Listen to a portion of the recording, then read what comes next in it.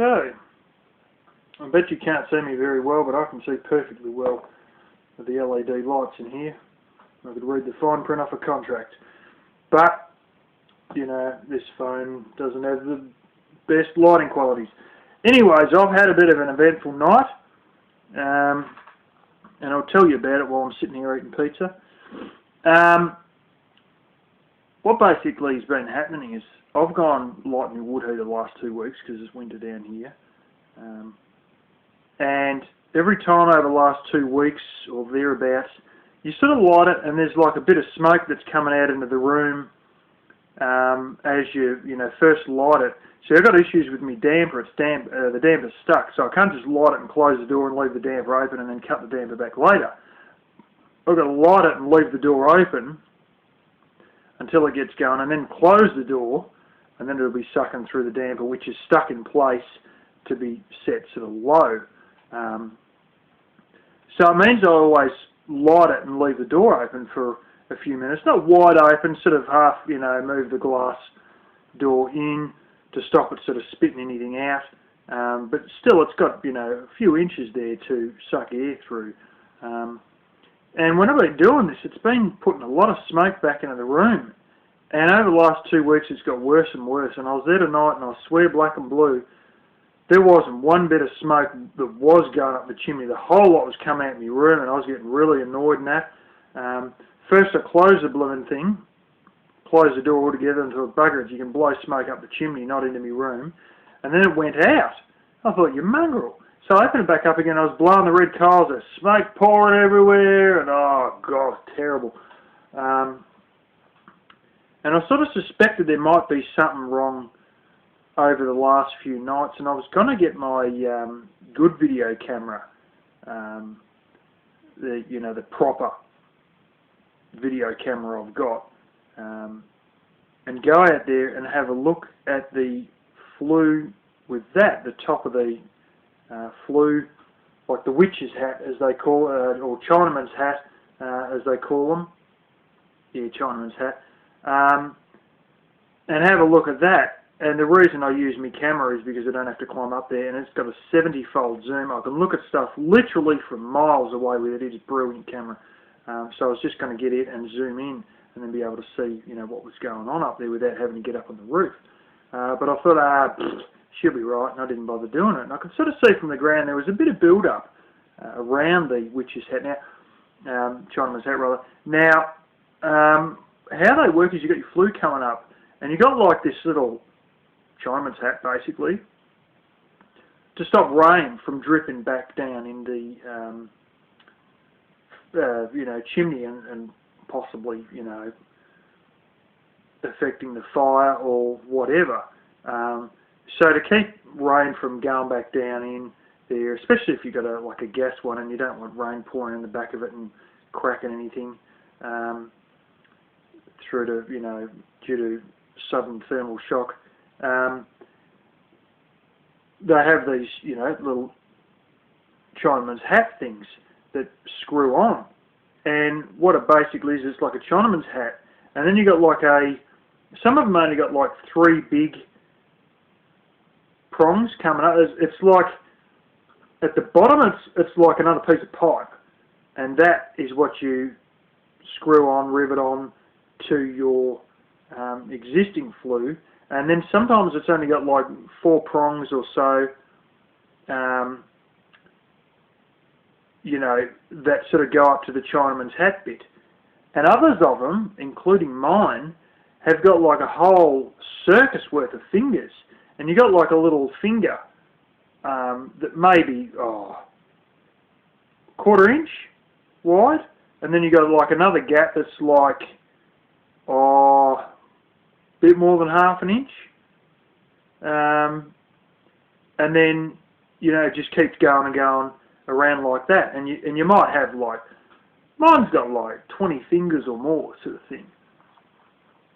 Anyway, I cracked the sads and I thought, I'm going to go up there and damn well have a look at what's going on. See, how much stuff there is in there. Try and get a bit of wire down in there to find out if it's stuff built up. And I've been tapping the flue, the part that's inside the house, inside my bedroom, and I've been tapping it with my fingers and all that, and there's nothing in there. There's nothing I can shake out. It sounds completely hollow. There's it's almost echoing as I hit it, because there's no build-up of soot in there. Well, when I got up on the roof, holy cow, I could see what the problem was. In between those fingers, I mean, there was literally, it was, I'll say it's close to an inch. It might be 4/5 of an inch between the fingers, realistically, not half inch, no way. It's seriously big between these things. It could be getting close to an inch. And they were all blocked up with soot, and creosote was all caked over the Chinaman's hat thing and all that. So I had that bit of wire that I was going to try and stick down to see if I could sort of slip it through the fingers and get it down inside the flue and sort of stir out any soot that was on the side of the flue. Well, it was good I took that bit of wire up, because then I had something to remove all the soot out of the in between the fingers with. My gosh, there was some soot. I had to go back down and get a little broom and sweep all the damn stuff off of the roof. I mean, there was quite a lot of it. There's handfuls of it that come out. And yeah, so that was that. I cleared that up, and as I was doing it, I got literally about halfway round, in between, clearing the gaps up in between the fingers, and I could hear the fire start to get the convection drill, hear it start to roar. You get that sort of suction roar noise that you'll know about if you've got one yourself. And I'd left it basically as a bunch of red glowing coals, charcoal glowing away there. And as I'm clearing it out, the convection drill fired back up, and I could hear it starting to, that suck and raw noise, and it restarted the fire. And when I went inside, the fire was going like a dream. Couldn't believe it. I didn't need to sit there blowing and playing around. It literally just restarted itself as soon as I cleared the holes up. As I was clearing them up, I was almost halfway around, and boom, you could just hear the suction start, and off she went. So I fixed my problem, except I had so much smoke in my room, it was unbelievable. It was like a fog. So I don't know what I'm going to do here. So I sort of realised that before I even went up to check the roof out. So before I went, I turned my inverter back on. Usually I leave it switched off during the winter, but I turned it back on, and there's like, in the late spring, early summer, it'll be hot during the day, but at night it'll be all right. It'll be like 20 degrees or whatever sort of thing, degrees Celsius. So it's like in the 70s, sort of like 71 Fahrenheit or something around there. And so what I do is I sort of, it'll be hot from like 30-something degrees outside, getting up in the 90s and that, outside, and then I'll come in and it's still that temperature in my room, but when the sun goes down, the temperature drops. And so what I'll do is I'll turn on this evaporative air conditioner that I don't have any water in, and it just sucks from outside through a little port in the door and a bit of a box, like a 45-degree angle box I made up, and it sucks through vents in the door, and then it blows them out higher up near the ceiling.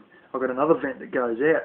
So I turned that on, and this thing's got like a full timer on and all, and I stuck the timer on for an hour. Anyway, I didn't even end up running for an hour, and I come back into the room and I got off the roof, and yeah, she was clear, lovely and clear. So I thought, oh well, that's it. Turned it off, turned my inverter back off, and I looked at my fire, and my fire was just humming away there.